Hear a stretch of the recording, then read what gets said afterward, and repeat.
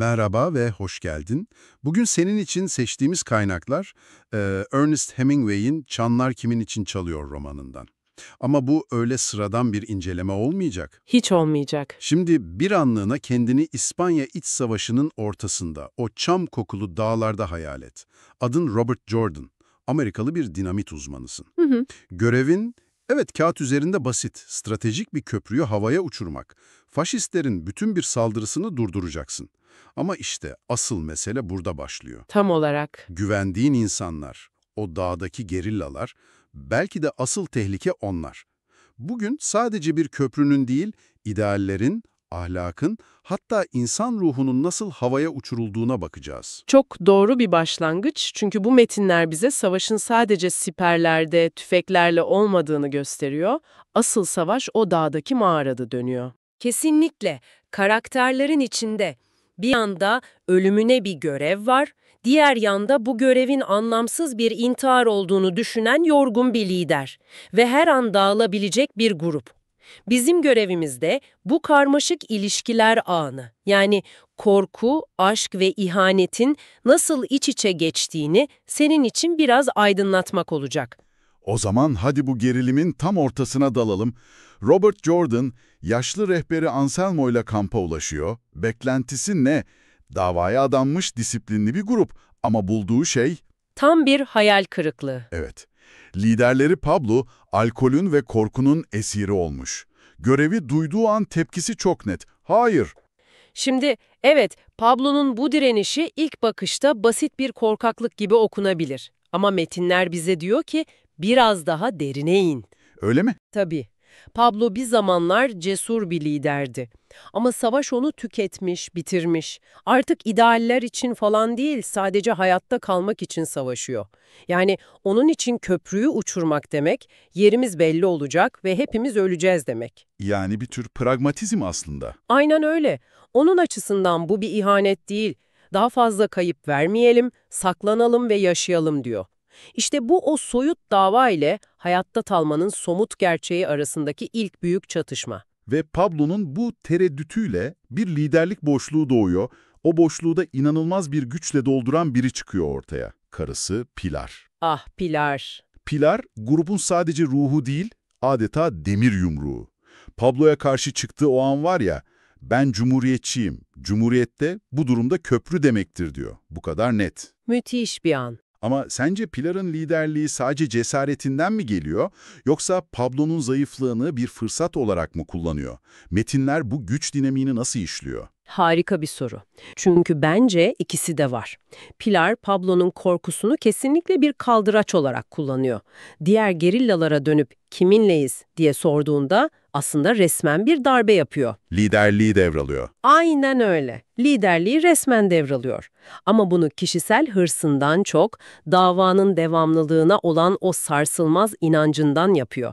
Pilar, savaşın acımasız mantığını anlamış. Yani bazen hayatta kalmak için en büyük riski almak gerekir. Farklı odak noktaları var yani. Kesinlikle. Pablo hayatta kalmaya odaklanmış, Pilar ise kazanmaya. İşte o anda grubun kaderi bir kadının iradesine bağlanıyor ve gerilim anında tırmanıyor. Ve Pilar'ın ne kadar sert, ne kadar karmaşık bir karakteri olduğunu anladığımız o meşhur hikayeye geliyoruz. Kendi kasabalarında faşistleri nasıl temizlediklerini anlattığı bölüm. İnsanın kanını donduruyor okurken. Evet. Bir vahşeti bu kadar metodik, neredeyse bir ritüel gibi anlatması. Sence Hemingway burada bize karakterin gücünü mü gösteriyor yoksa savaşın onu ne kadar duyarsızlaştırdığını mı? Bence tam da ikisini birden yapıyor ve asıl dehşet de burada yatıyor zaten. Pilar anlatıyor, kasaba halkı iki sıra halinde dizilmiş, ellerinde tırpanlar, sopalar bir koridor oluşturmuşlar. Evet, o koridor imgesi çok güçlü. Çok.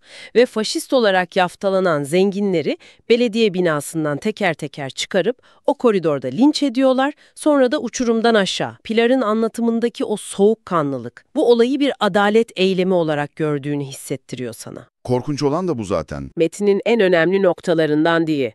Savaşta vahşet, düşmanın tekelinde olan bir şey değil. İyi taraf bile davası uğruna canavarlara dönüşebiliyor. Ve en korkuncu da bu dönüşümü bir adalet eylemi olarak meşrulaştırabiliyor. Asıl tehlike düşmanın mermisi değil, kendi ahlaki çöküşün. Çok güçlü bir nokta gerçekten.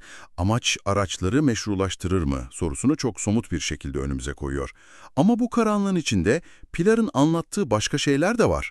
O savaş öncesi dünyayı, kaybettikleri o renkli hayatı hatırlatan anılar. Evet. Özellikle eski sevgilisi Matador Finito'dan bahsettiği kısımlar sanki bir anlığına nefes aldırıyor. Kesinlikle.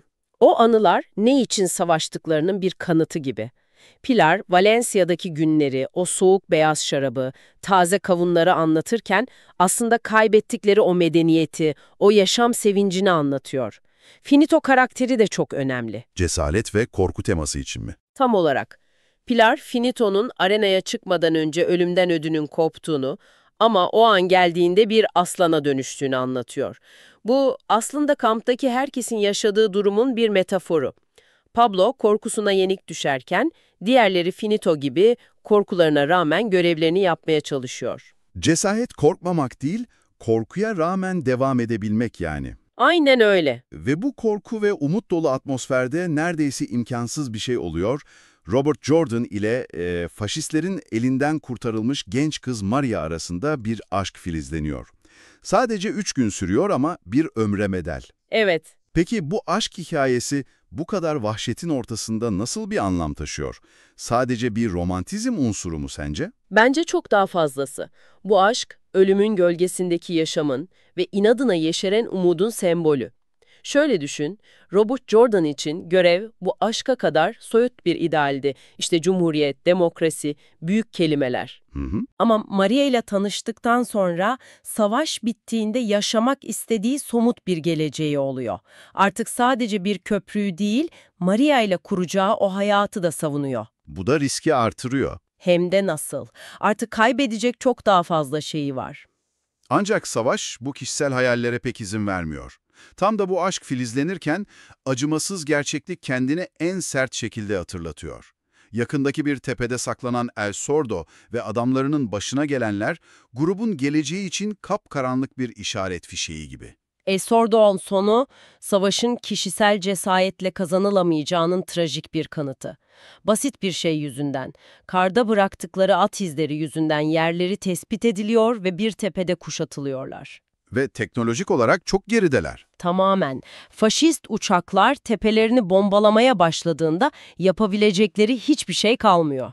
Ama metinler onların son anlarında birbirleriyle şakalaştığını, ölüme meydan okuduğunu anlatıyor. Evet, o kısım inanılmaz.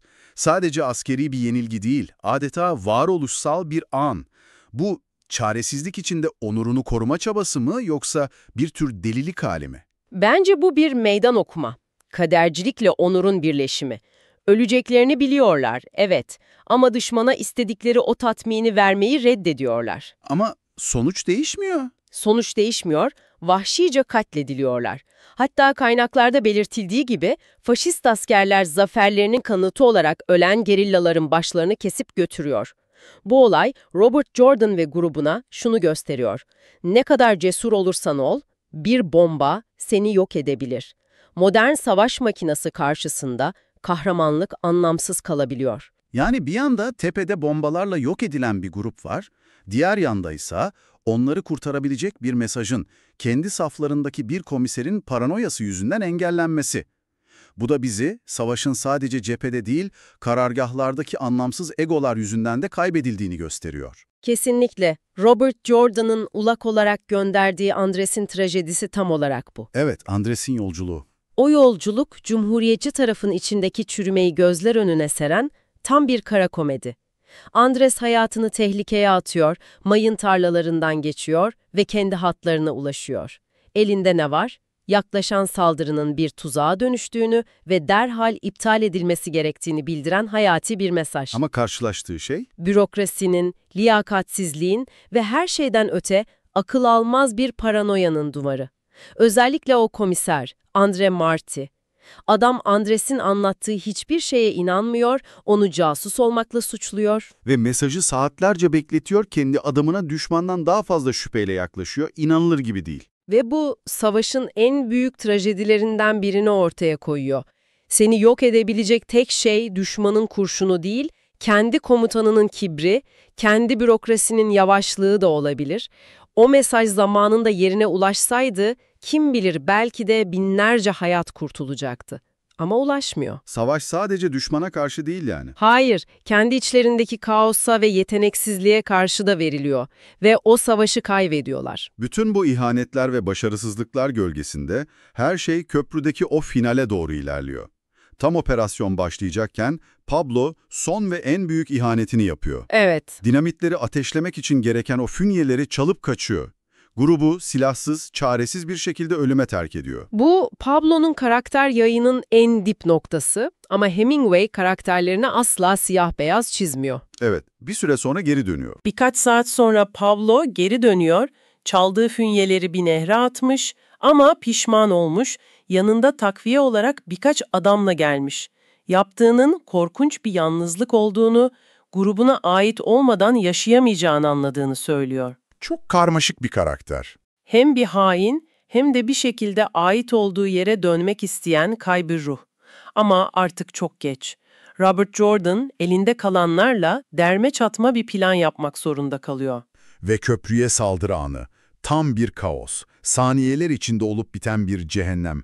Bu kaosun ortasında en dokunaklı anlardan biri de yaşlı Anselmo'nun ölümü. Aa evet.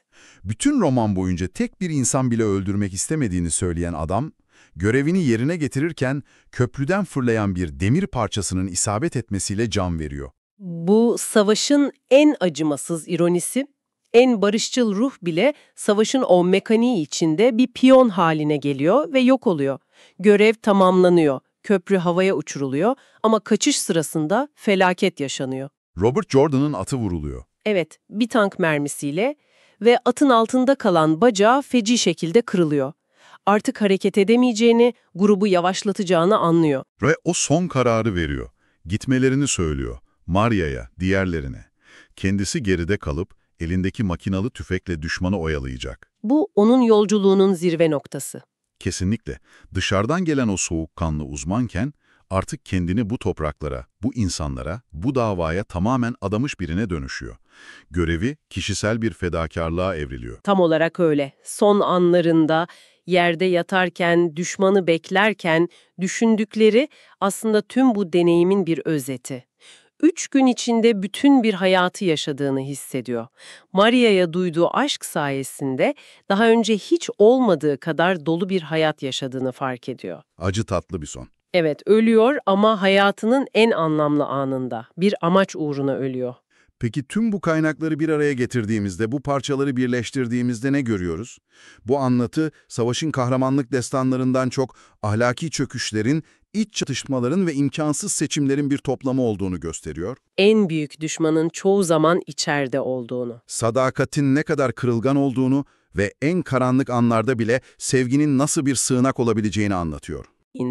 Şöyle bir şey diyor, bir davaya inanıyorsan, o dava için nefret ettiğin, ahlakına aykırı şeyleri yapmak zorunda kalabilirsin. Bunda bir sorun yok.